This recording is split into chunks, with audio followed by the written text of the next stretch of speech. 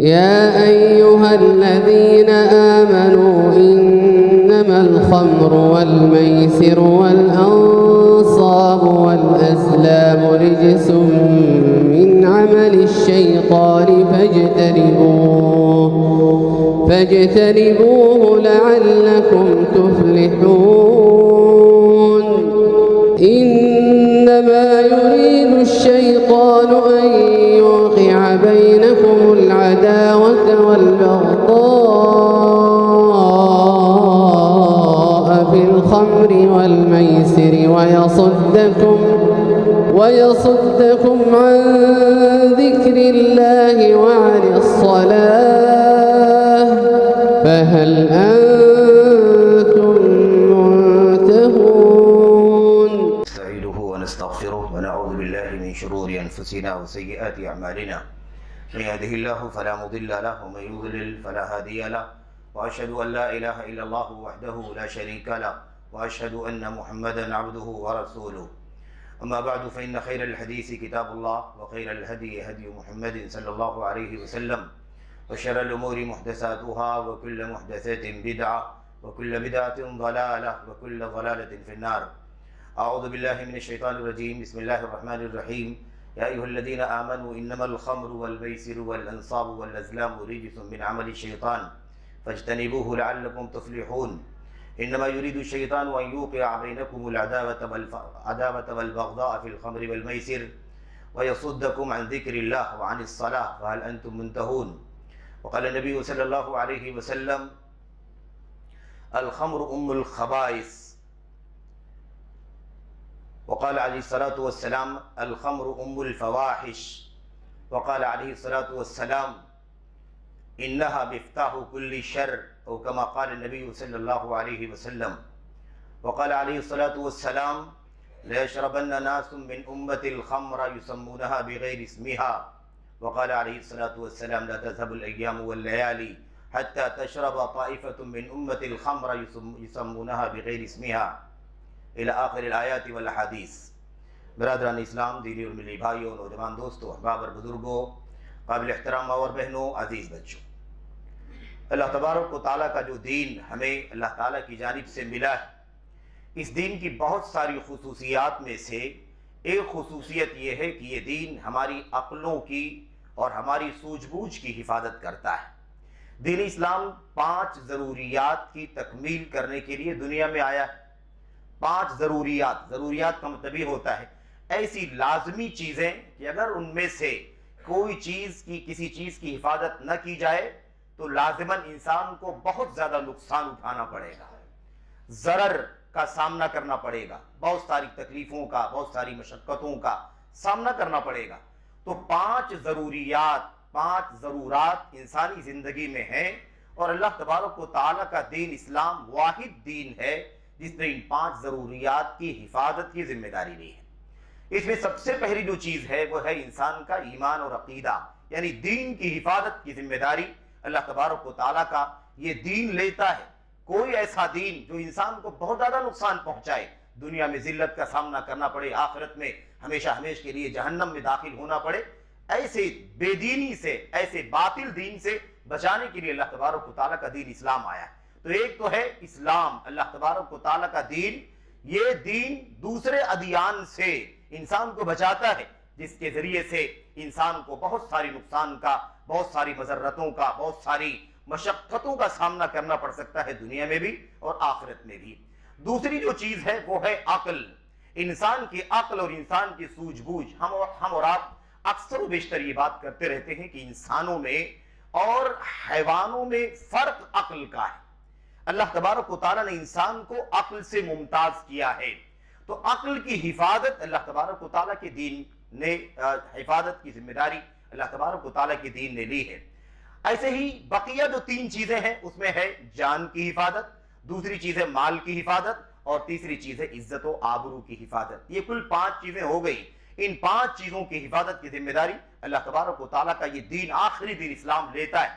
اور یہی وجہ ہے کہ جنہیں اللہ تبارک و تعالیٰ کفر سے توبہ کر کے، شرک سے توبہ کر کے اسلام کی، ایمان کی توفیق عطا فرماتا ہے، وہ اس بات کا کھل کر کے اعتراف کرتے ہیں کہ اللہ تبارک و تعالیٰ کا یہ دین جس سے ہم محروم تھے آج اس دین کی دولت سے مالا مال ہوئے، آج سمجھ میں آتا ہے کہ دین اسلام ہماری زندگی کی 5 ضرورتوں کی کیسی حفاظت کرتا ہے، اور یہ امتیاز دین اسلام کے پاس ہے، کسی اور دین میں یہ امتیاز، یہ خصوصیت موجود نہیں ہے۔ میرے بھائیو، آج جو چند باتیں آپ کے سامنے کرنی ہے وہ عقل کی حفاظت کے سلسلے میں اسلام کا ضابطہ کیا ہے۔ اس حوالے سے ایک بنیادی جو بات ہے وہ یہ ہے کہ عقل کی حفاظت کرنے کا مطلب یہ ہے کہ ایسی تمام تر حرکتوں سے، ایسی تمام تر عادتوں سے، ایسی تمام تر کھانے پینے کی چیزوں سے، ایسی تمام تر صورتحال سے اسلام منع کرتا ہے جس کے نتیجے میں انسان کی عقل ضائع ہو جائے، عقل ضائع ہو جائے، انسان مجنون ہو جائے، انسان پاگل ہو جائے، یا انسان کی عقل پر پردہ پڑ جائے، اسے اچھی بری کی تمیز نہ رہ جائے، وہ حلال کو حلال، حرام کو حرام نہ سمجھے، اس کے سامنے ماں، بہن، بیٹی، بیوی اور اجنبی عورت کے درمیان کوئی فرق باقی نہ بچے۔ وہ کسی بھی طرح سے اپنی عقل کے ذریعے سے جو ہم اور آپ اچھائیوں کا فیصلہ کرتے ہیں یہ اچھائی ہے، اور برائیوں کا فیصلہ کرتے ہیں کہ برائی ہے، اس امتیاز سے محروم ہو جائے، اس کی عقل پورے طور پر معوف ہو جائے، مختل ہو جائے، ختم ہو جائے، یا عقل موجود ہو لیکن اس پر پردہ پڑ گیا ہو، وقتی طور پر پردہ پڑ جائے، چند گھنٹوں کے لیے پردہ پڑ جائے، چند دنوں کے لیے پردہ پڑ جائے، یا مثال کے طور پر وہ کبھی دائیں طرف مائل ہو، کبھی بائیں طرف مائل ہو، یعنی کیا مطلب، ایک بدمستی کی کیفیت میں ہو، بدحواسی کی کیفیت میں ہو، بدعقلی کی کیفیت میں ہو۔ الغرض اللہ تبارک و تعالیٰ نے ہمیں عقل دی ہے۔ قرآن کریم کی آیات کا مطالعہ کریں، نبی کریم صلی اللہ علیہ وسلم کی سنتوں کا مطالعہ کریں، آپ کو بار بار یہ نصوص ملیں گے۔ اللہ فرماتا ہے تم سمجھتے کیوں نہیں ہو، کیا تم عقل نہیں رکھتے؟ یہ باتیں وَمَا يَعْقِلُهَا، اسے سمجھنے والے کون لوگ ہیں؟ جو علم رکھنے والے۔ تو عقل اور سمجھداری اللہ تبارک و تعالیٰ کی بہت بڑی نعمتوں میں سے ایک نعمت ہے۔ میرے بھائیوں، اندازہ لگائیں اس مریض کو دیکھنے کے بعد جو کسی مرض میں مبتلا ہوتا ہے اور اس کی عقل کام کرنا بند کر دیتی ہے، وہ کیسی کیسی حرکتیں کرتا ہے، وہ کیسی کیسی حرکتیں کرتا ہے، کیسی کیسی اوچھی حرکتیں کرتا ہے، انسان برداشت نہیں کر سکتا۔ تو اللہ تبارک و تعالیٰ کا دین یہ عقل کی حفاظت کی بھی ضمانت دیتا ہے، اور اس کے لیے ایک بہت بڑا نظام یہ ہے کہ جو عقل کو سب سے زیادہ متاثر کرنے والی چیز ہے اس پر اللہ تبارک و تعالیٰ نے پابندی لگا دی ہے۔ وہ کیا ہے؟ نشے کا کام کرنا، ایسا کوئی بھی کام کرنا، ایسی کوئی بھی چیز استعمال کرنا، کھانے کے ذریعے سے، پینے کے ذریعے سے، سونگھنے کے ذریعے سے، یا مثال کے طور پر نگلنے کے ذریعے سے، یا چوسنے کے ذریعے سے، یا پھانکنے کے ذریعے سے، یا انجیکٹ کرنے کے ذریعے، کسی بھی طریقے سے کوئی ایسا پدارتھ، کوئی ایسا مادہ انسان کی جسم میں داخل ہو جس کے نتیجے میں انسان کی عقل پر پردہ پڑ جائے، اس کی عقل کام کرنا بند کر دے، وہ باولوں والی حرکت کرے، وہ بدعقلوں والی حرکت کرے، اور وہ ایسی حرکت کرے جو انسان کبھی نہیں کر سکتا، جسے اللہ تبارک و تعالیٰ نے عقل عطا فرمائی ہے۔ میرے بھائیوں، میرے بزرگوں، تو عقل اللہ تبارک و تعالیٰ کی نعمتوں میں سے ہے، اس کا صحیح مصرف، اس کا صحیح استعمال، اس کا صحیح استخدام، اور اس کے ذریعے سے مصلحتوں کو مصلحت سمجھنا اور مفاسد کو مفاسد سمجھنا۔ جب تک اللہ تبارک و تعالیٰ نے یہ نعمت دی ہے تب تک انسان اس پر کامیابی سے چلتا ہے، لیکن اگر اس عقل پر پردہ پڑ جائے تو انسان جانوروں جیسا ہو جاتا ہے، حیوانات جیسا ہو جاتا ہے۔ اس لیے میرے بھائیوں، میرے بزرگوں، دنیا کی ساری برائیاں اگر ایک ساتھ میں کوئی آدمی کرنے کے لیے تیار ہوتا ہے تو اس کے لیے سب سے بنیادی بات یہ ہے کہ اس کی عقل چلی گئی ہو، اس کی عقل پر پردہ پڑ گیا ہو۔ دوسری کمیوں کی بنیاد پر ہو سکتا ہے انسان کوئی برائی کرے اور کوئی برائی نہ کرے، لیکن اگر عقل پر پردہ پڑ جائے تو انسان دنیا کی ساری برائیاں کرنا شروع کر دیتا ہے۔ میرے بھائیوں، میرے بزرگوں، حضرت عثمان غنی رضی اللہ تعالیٰ عنہ ممبر پر کھڑے ہوئے آپ خطبہ ارشاد فرما رہے تھے، موقوف صحیح سند کے ساتھ روایت ہے۔ اللہ کے نبی صلی اللہ علیہ وسلم کی تربیت میں رہنے والے آپ کے داماد، دوہرے داماد حضرت عثمان غنی رضی اللہ تعالیٰ عنہ بیان کرتے ہیں، ممبر پر کھڑے ہوئے ان کے شاگرد بیان کرتے ہیں، انہوں نے فرمایا اتقوا الخمر، شراب سے بچو، فإنها مفتاح كل شر، اس لیے کہ شراب یہ تمام برائیوں کی جڑ ہے، تمام برائیوں کی جڑ ہے، ام الخبائث ہے، تمام گندگیوں کی ماں ہے، ام الفواحش، تمام بے حیائیوں کی ماں ہے۔ اللہ کے نبی علیہ السلام کی حدیثوں میں، صحابہ کرام کی حدیثوں میں، آثار میں شراب کے سلسلے میں یہ تین تعبیرات کثرت سے استعمال ہوئی ہیں، ام الخبائث، ام الفواحش اور مفتاح کل شر۔ کیا مطلب اس کا؟ تمام خبیث اور گندی چیزوں کی ماں، اور تمام بے حیائیوں کی ماں، اور ہر برائی کی کنجی اور چابی۔ یہ تین الفاظ اللہ کے نبی کی حدیثوں میں استعمال ہوئے ہیں۔ میرے بھائیوں، تو عثمان غنی رضی اللہ تعالیٰ عنہ جب کھڑے ہوئے منبر پر تو آپ نے اللہ کے نبی کی یہ حدیث پڑھی اور پڑھنے کے بعد ماضی کا ایک واقعہ ذکر کرنے لگے، پچھلی قوموں کا، یہودیوں کا تذکرہ، عیسائیوں کا تذکرہ، کان فی من کان قبلکم، تم سے پہلے کی امتوں کا واقعہ بتاتا ہوں۔ عثمان غنی نے بیان کیا۔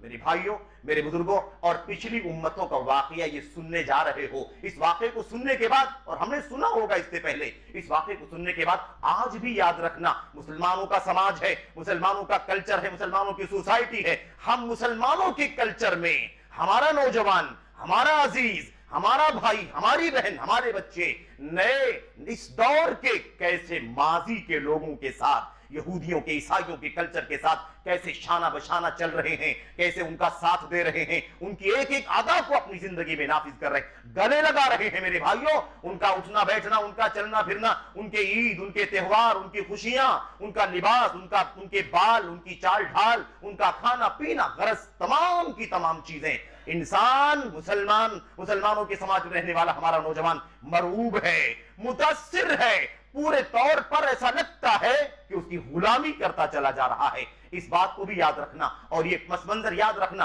عثمان غنی رضی اللہ تعالیٰ عنہ نے فرمایا، ایک آدمی کا واقعہ تم کو بتلاتا ہوں، پچھلے زمانے کی بات ہے۔ ایک آدمی تھا، اس آدمی سے کہا گیا، میں تم کو آپشن دیتا ہوں، تم کیا کرو گے؟ یا تو تم اس صلیب کو توڑ دو، یا تو تم اس صلیب کو کیا کرو؟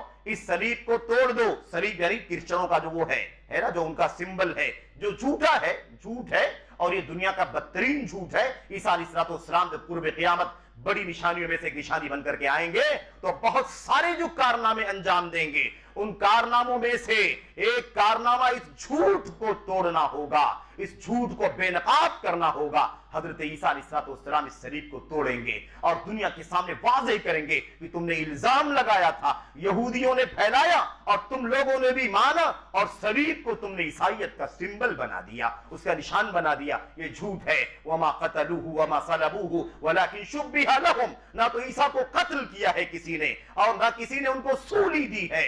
یہ بس معاملہ گڈمڈ ہو گیا ہے، لوگ شک شبہے کا شکار ہو گئے۔ اللہ تبارک و تعالیٰ کا کلام صاف ارشاد کرتا ہے۔ میرے بھائیوں، تو کہا کہ آپشن یہ ہے کہ یا تو تم یہ صلیب توڑ دو، یا تو تم اس انجیل کو جلا دو، اس کتاب کو آگ لگا دو، یا تو تم بچے کو قتل کر دو، یا تم عورت کے ساتھ بدکاری کرو، اور یا تو تم ایک شراب کا جام پی لو۔ 5 گناہوں کا تذکرہ کیا گیا، 5 بڑے بڑے جرائم۔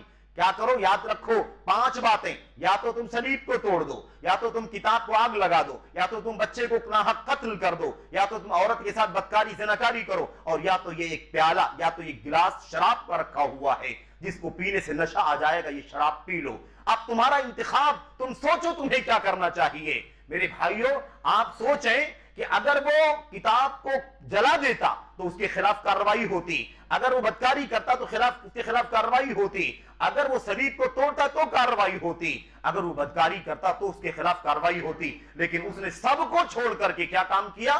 اس نے سب کو چھوڑ کر کے ایک کام کیا، اس نے 5ویں چیز کو لے لیا، شراب کا جام اٹھایا اور اسے پی گیا۔ پینے کے بعد اس کی عقل نے کام کرنا بند کر دیا، وہ حیوانوں جیسا ہو گیا، جانوروں جیسا ہو گیا، بے عقل، پاگل، مجنون ہو گیا۔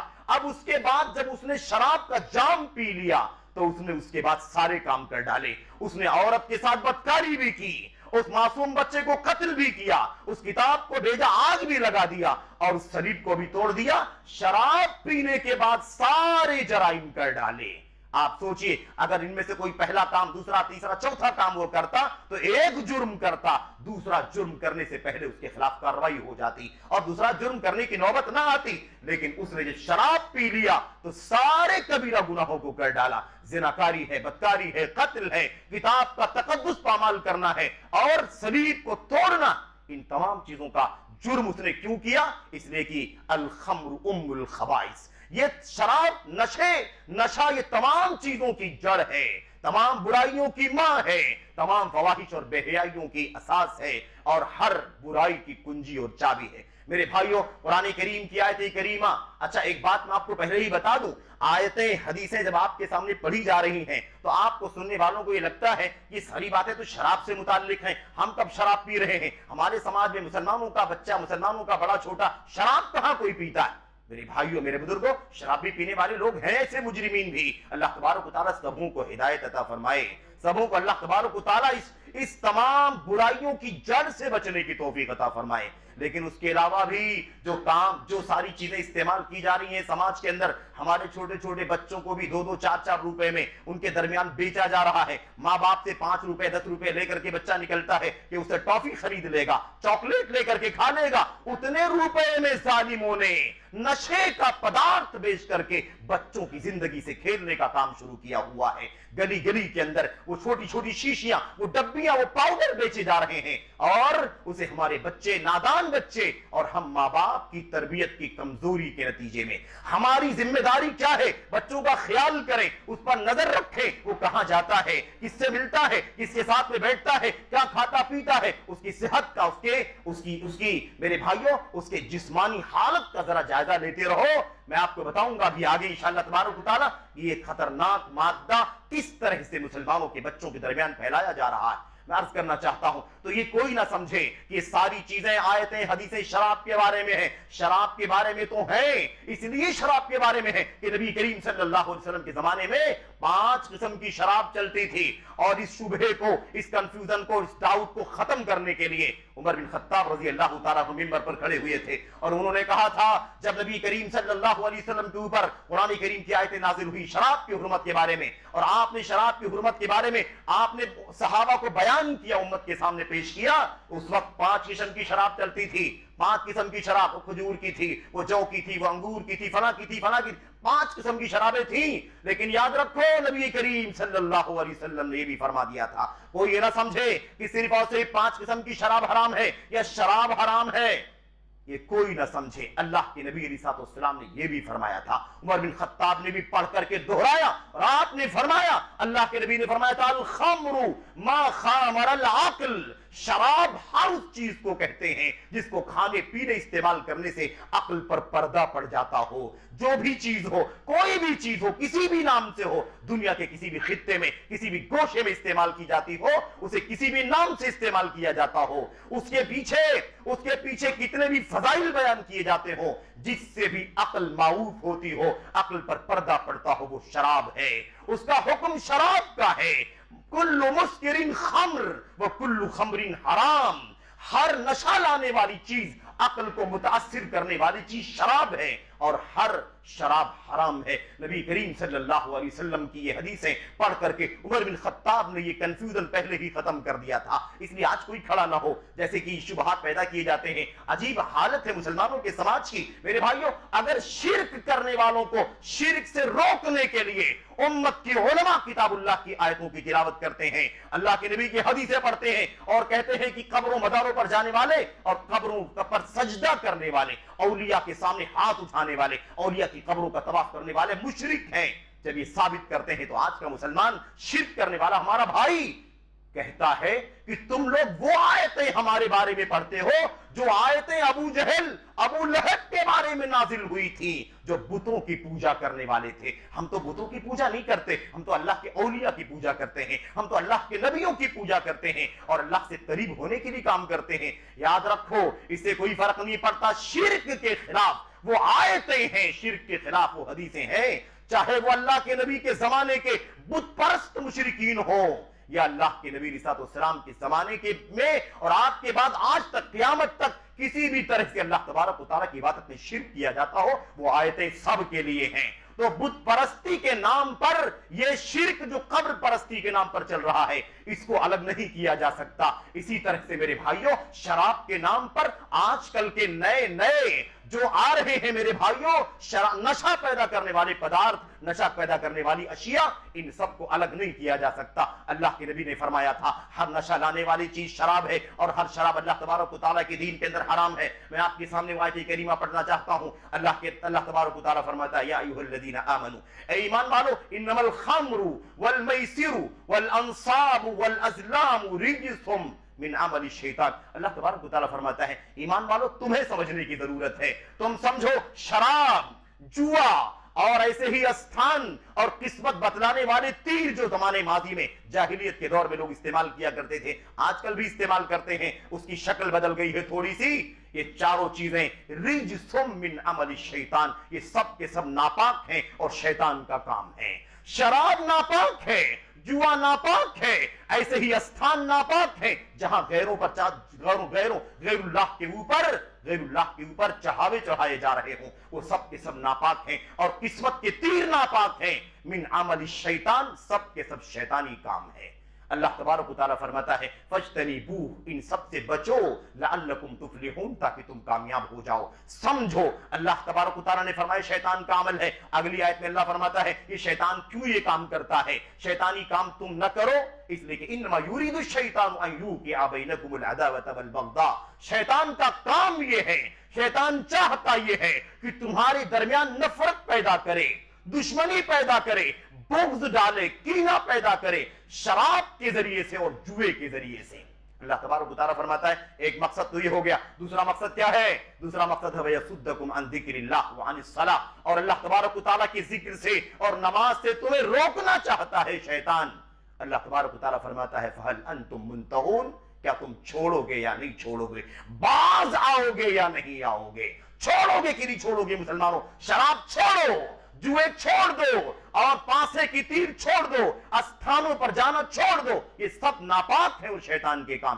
یہ وہ آیت کریمہ ہے جو تیسرے مرحلے میں سورہ بقرہ کی آیت کریمہ کے بعد، سورہ نساء کی آیت کریمہ کے بعد، اخیر میں اللہ تبارک و تعالیٰ نے سورۃ المائدہ کی آیت کریمہ میں ان دونوں آیتوں میں ایک دم صاف لفظوں میں فرما دیا کہ یہ نشہ، شراب جس کو کہتے ہیں، یہ شیطانی کام ہے، ناپاک ہے، اسے چھوڑ دو۔ میرے بھائیو، اللہ تعالیٰ کے کلام کی یہ آیت کریمہ نشے کی حرمت کی صاف دلیل ہے۔ میں بہت ادب کے ساتھ اپنے بھائیوں کے سامنے کچھ باتیں رکھنا چاہتا ہوں۔ میرے بھائیوں، میرے بزرگوں، بات تو لمبی ہے اور مختصر طور پر کچھ باتیں عرض کرنا ہے آپ کے سامنے۔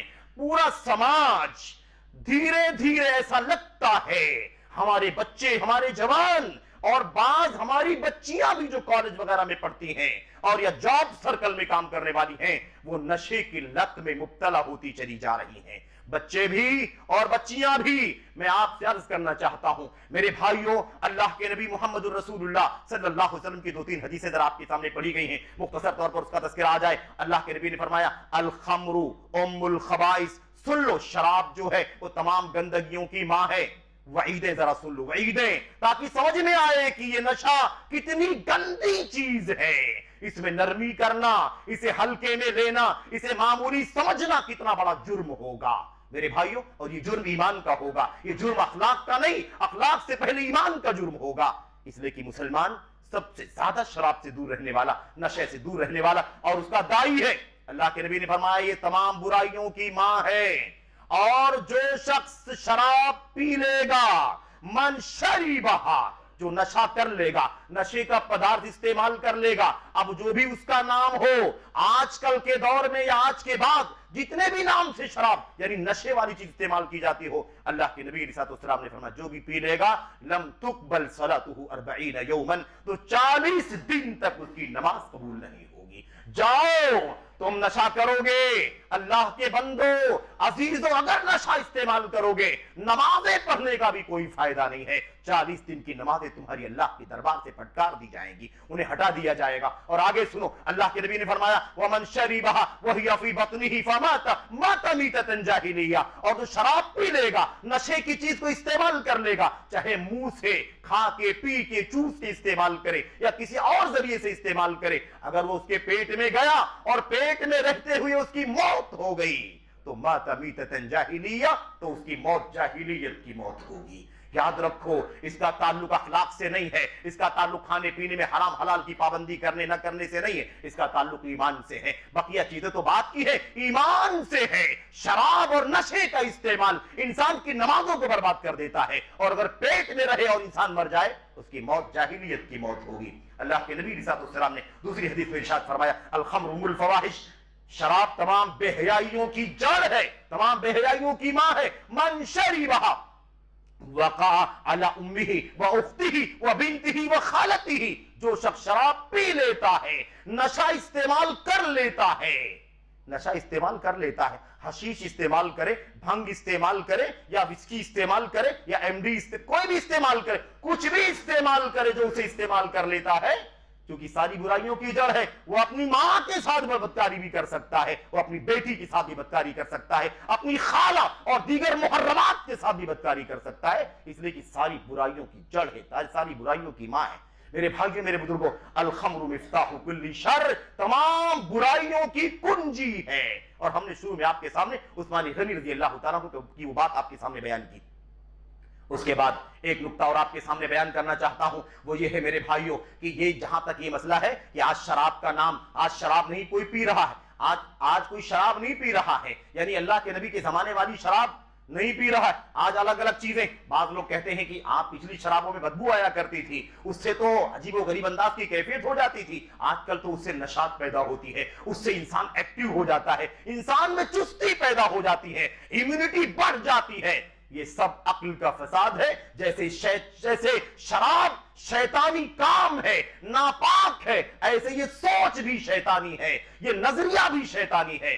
یاد رکھو میرے بھائیو، اللہ کے نبی محمد رسول اللہ صلی اللہ علیہ وسلم، یہ اصل میں اس شبہے کا ازالہ کرنا چاہتا ہوں آپ کے سامنے، اس کنفیوژن کا جو اکثر لوگ پیش کرتے ہیں کہ اللہ کے نبی کے زمانے کی شراب تو ہے نہیں، وہ شراب الگ تھی، یا آج کل جو کفار مشرکین شراب پیتے ہیں وہ تو الگ ہے۔ ہم تو یا ہمارے بچے جو کچھ بعض لوگ استعمال کرتے ہیں کسی بہکاوے میں آ کر کے سماج کے اندر، وہ ایک الگ چیز ہے۔ میں آپ کے سامنے وہ حدیث پیش کرنا چاہتا ہوں صحیح مسلم شریف کی۔ اللہ کے نبی محمد رسول اللہ صلی اللہ علیہ وسلم کے سامنے یمن کا ایک آدمی آیا، اور رجل من الیمن، ایک آدمی یمن سے آیا اور آ کر کے اللہ کے نبی سے ایک مسئلہ پوچھنے لگا۔ اس نے کہا اللہ کے نبی، میں یمن سے آ رہا ہوں، یمن کے علاقے میں ایک شراب پی جاتی ہے جو مکئی سے بنائی جاتی ہے۔ کس سے بنائی جاتی ہے؟ مکئی سے بنائی جاتی ہے۔ یقال لها المزر، اس شراب کا نام مزر ہے۔ اس کا نام کیا ہے؟ مزر ہے۔ آپ بتائیے اللہ کے نبی کہ یہ مکئی والی شراب جو آپ کے ہاں نہیں چلتی، ہمارے یہاں چلتی ہے، اس کو پینے کا کیا حکم ہے، اس کو استعمال کرنے کا کیا حکم ہے؟ اللہ کے نبی علیہ السلام نے ایک ہی سوال کیا، اور وہی سوال آج تمام پدارتھوں کے لیے ہے، تمام مادوں کے لیے ہے، تمام اشیاء کے لیے ہے جو منشیات کے نام پر استعمال کیے جاتے ہیں، چاہے وہ تمباکو ہو، چاہے وہ گوا ہو، چاہے وہ گٹکا ہو، چاہے وہ نشوار ہو، چاہے وہ کھینی ہو، چاہے وہ کوئی بھی چیز ہو، بیڑی ہو، سگریٹ، کوئی بھی چیز ہو میرے بھائیوں، یہ سوال جو نبی کریم صلی اللہ علیہ وسلم نے اس یمنی آدمی سے کیا تھا، یہ سوال آج سب کے سامنے ہے۔ جو لوگ تمباکو، بیڑی، سگریٹ کو بیچ میں لا کر کے امت کو کنفیوز کرنے کی بات کرتے ہیں، کوئی کہتا ہے حلال ہے، کوئی کہتا ہے حرام ہے، کوئی کہتا ہے حلال بھی نہیں حرام بھی نہیں ہے، ناپسندیدہ ہے، استعمال کرے تو جائز ہے اور نہ استعمال کرے تو بہتر ہے۔ یہ امت کو گمراہ کرنے کا طریقہ بند ہونا چاہیے۔ اللہ کے نبی محمد رسول اللہ صلی اللہ علیہ وسلم نے فوراً اس یمنی آدمی سے پوچھا تھا، اوا مسکرن ہوا، بھائی یہ بتاؤ، ٹھیک ہے یمن میں وہ مکئی کی شراب بنتی ہے، یہ بتاؤ، اتنی سی بات کا جواب دے دو کہ کیا اس کو پینے سے نشہ آتا ہے کہ نہیں آتا ہے، عقل کی کیفیت بدلتی ہے یا نہیں بدلتی ہے، سر گھومنے لگتا ہے کہ نہیں، چکر آتی ہے کہ نہیں، انسان بدمست ہو جاتا ہے کہ نہیں ہوتا۔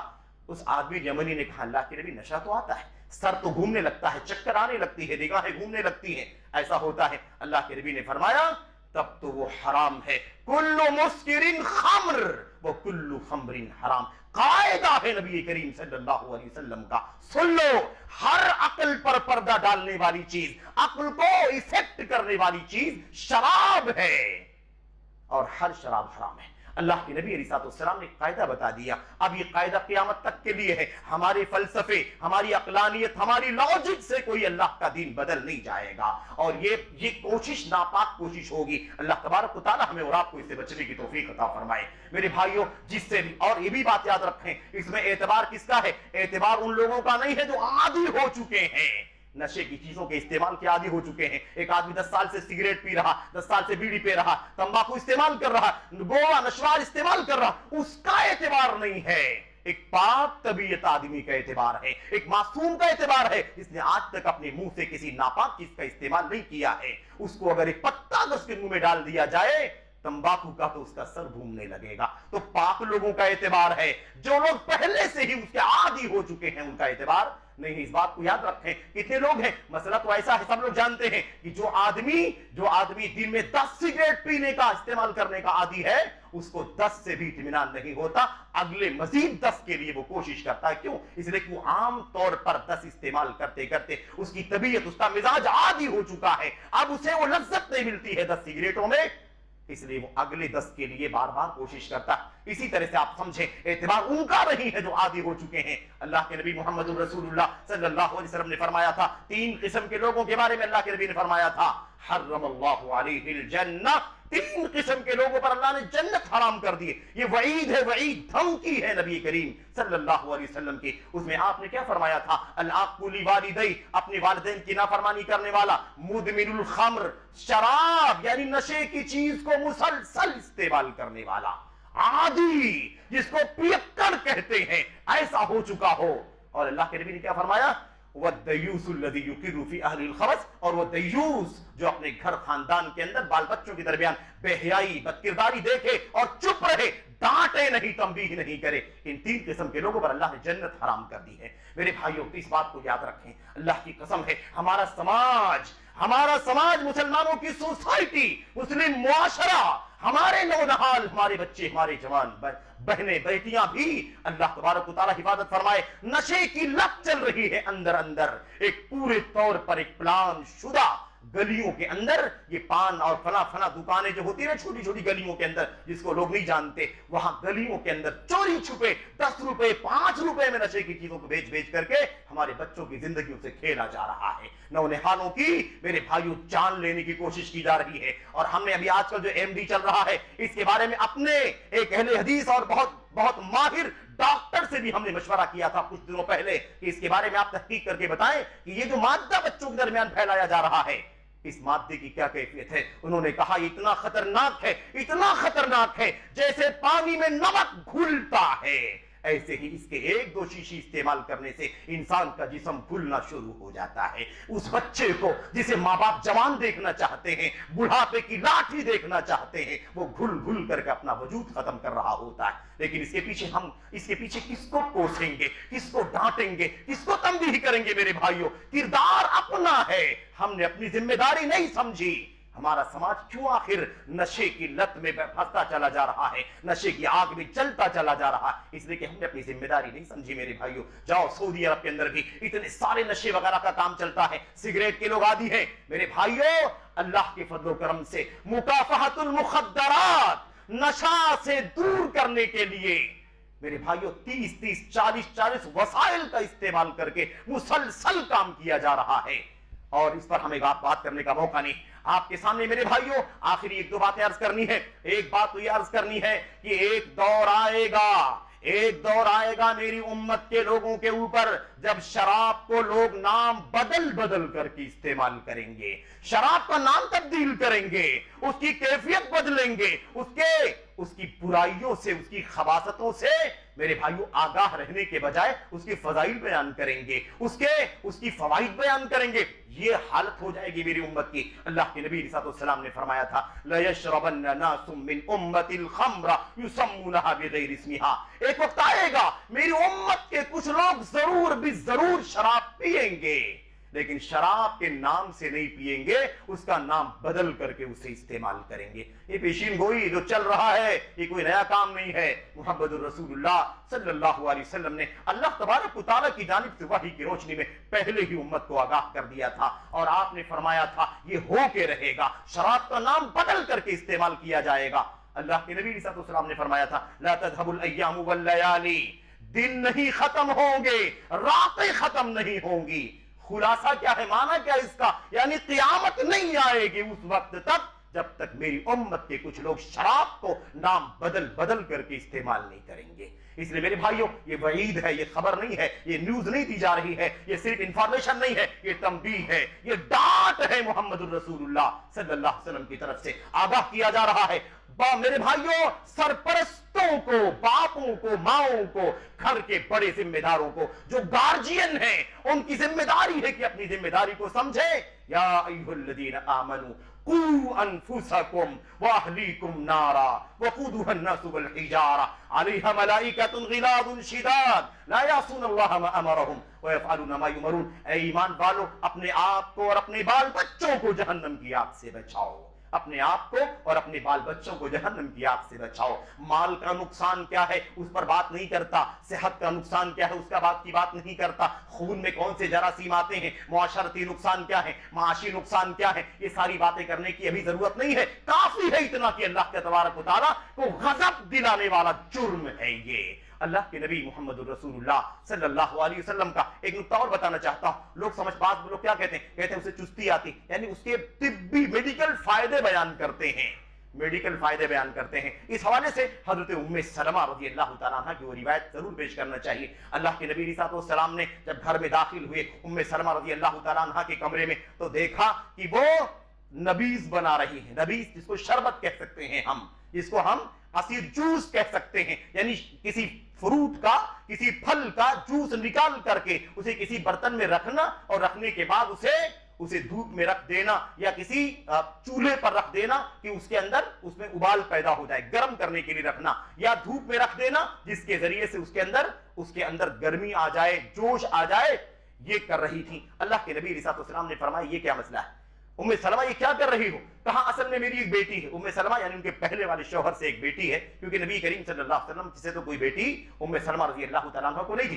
तो एक बेटी है, उसकी तबीयत ठीक नहीं है, किसी ने बतलाया है कि अगर ये निकाल करके गर्म करके पिला दोगी तो ठीक हो जाएगी, उसे शिफायाबी मिल जाएगी। अल्लाह के नबी मोहम्मद रसूलुल्लाह सल्लल्लाहु अलैहि वसल्लम ने भी एक प्रिंसिपल बता दिया, कायदा बता दिया, उसूल। दुनिया की सारी तरक्कियात एक तरफ कि नशा से कोई फायदा हो सकता है, शिफा मिल सकती है। अल्लाह के नबी जो सारे अतिब्बा के इमाम हैं, सारे हकीमों के सरदार हैं, अल्लाह के नबी ने फरमाया था इन्नल्लाह लम यजअल शिफा उम्मती फीमा हर्रमा अलैहा। सुन लो उम्मे सलमा और पूरी उम्मत सुने, अल्लाह तबारक व तआला ने मेरी उम्मत पर जिस चीज को हराम कर दिया है, उस हराम में मेरी उम्मत की शिफा रखी ही नहीं है।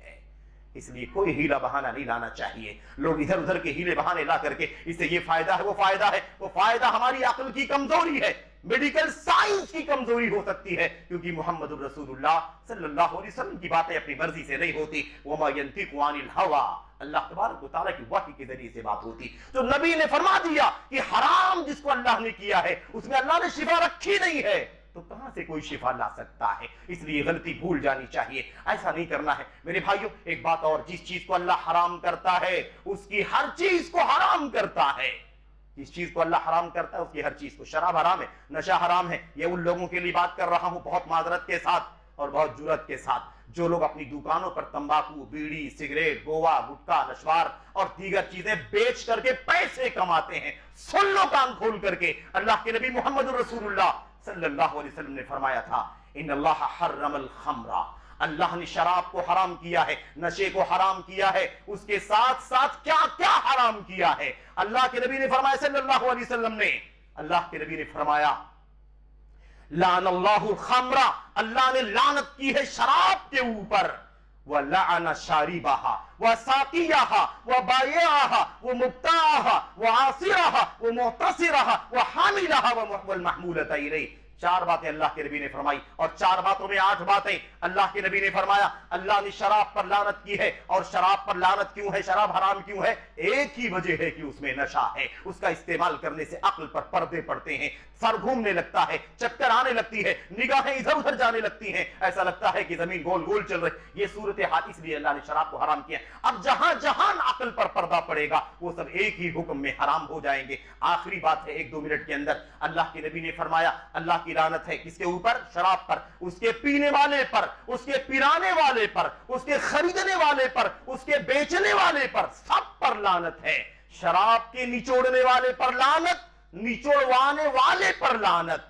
अल्लाह तबारक व तआला ने लानत फरमाई है शराब को लौट करके ले जाने वाले पर, और जिसके लिए लौट करके किसी गाड़ी पर ले जाया जा रहा है उस सब पर भी लानत फरमाई है।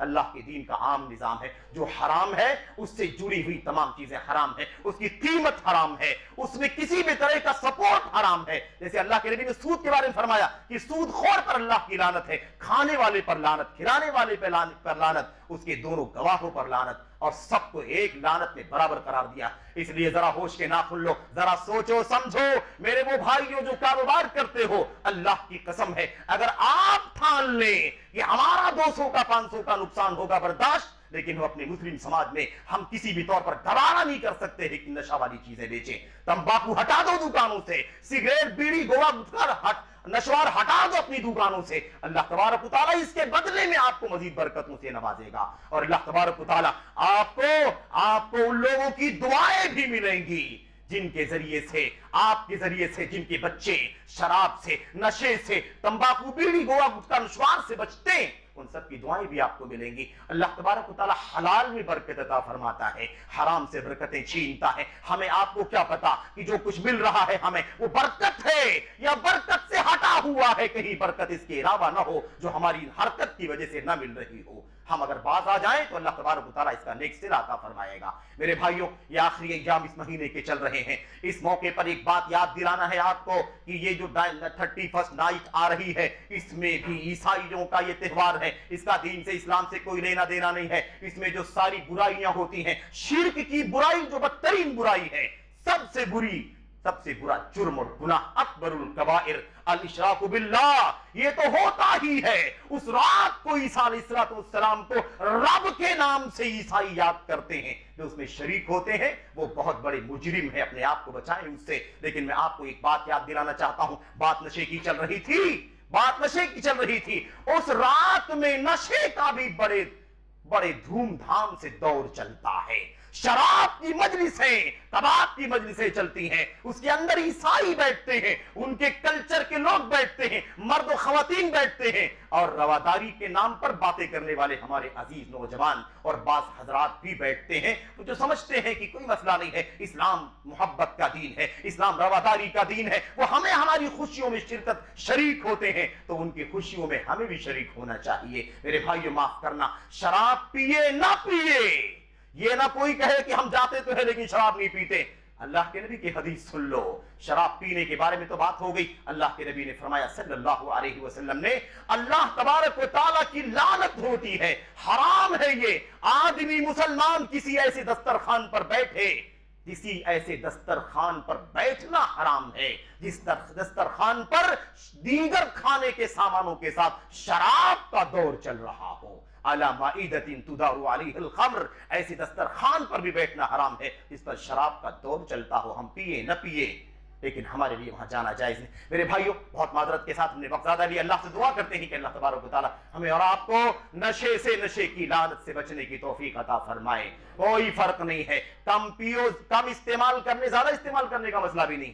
کبھی کبھی آدمی سمجھتا ہے کہ دن بھر میں ایک ہی سگریٹ تو پیتا ہوں, چھوٹا جرم ہے. نہیں میرے بھائیو, کوئی فرق نہیں. اللہ کے نبی نے فرمایا سب حرام ہے تو حرام ہے. نشہ ایک سے نہیں آتا ہے تو وہ حلال نہیں ہے, 2 سے نہیں آتا ہے تو حلال نہیں ہے, حرام ہے وہ. اللہ کے نبی نے فرمایا جس کا گھڑا پینے سے نشہ آتا ہو, یعنی شراب کا گھڑا, پورا مٹکا پینے سے نشہ آتا ہو, اس کا ایک قطرہ بھی پینا حرام ہے. جس کا زیادہ استعمال کرنے سے نشہ آتا ہو, اس کا تھوڑا بھی استعمال کرنا حرام ہے. اللہ کے نبی نے اصول بتا دیے. اللہ کا دین ہماری عقلوں کی حفاظت کی ضمانت دیتا ہے. اللہ سے دعا کرو کہ اللہ تعالی ہمیں اور آپ کو اپنے دین پر سچا مخلص مسلمان بن کر کے چلنے کی توفیق عطا فرمائے.